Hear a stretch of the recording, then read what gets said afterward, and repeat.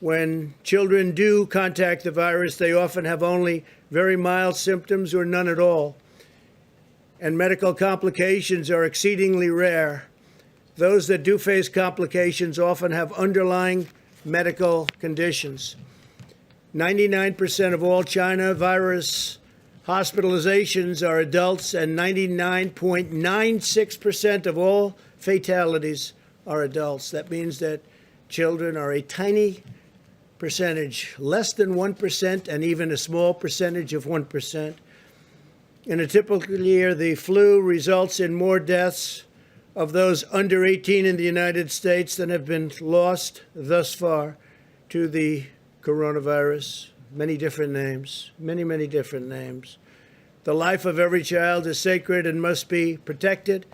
Our sole focus is the health and well-being of America's children. I have a very special person who loves children, who's I think one of the greatest athletes of all time. A lot of people say the greatest pitcher of all time, known as a relief pitcher, could have been whatever he wanted. Some people, he is the greatest reliever of all time by far, substantially more saves than anybody else. In fact, he got the Presidential Medal of Freedom recently. And I'm reading off these stats. I knew he was the best. I knew he was great, but I didn't know it was almost double anybody else. But he's a man who loves children, has children, loves children, works hard with children. We're going to go outside and be with some little leaguers.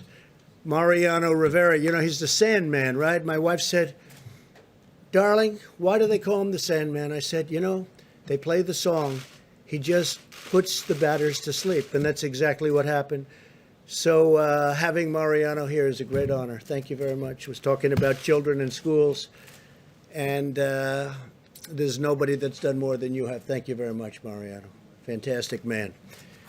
Given these considerations, we believe many school districts can now reopen safely, provided they implement mitigation measures and health protocols to protect families, protect teachers, and to protect students. And we do have to protect the teachers and the families also. We have to remember that all families should be empowered to make the decision that is right for their own circumstance.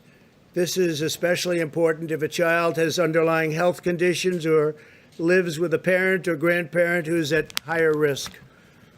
In cities or states that are current hotspots, and you'll see that in the map behind me, districts may need to delay reopening for a few weeks, and that's possible. That'll be up to governors.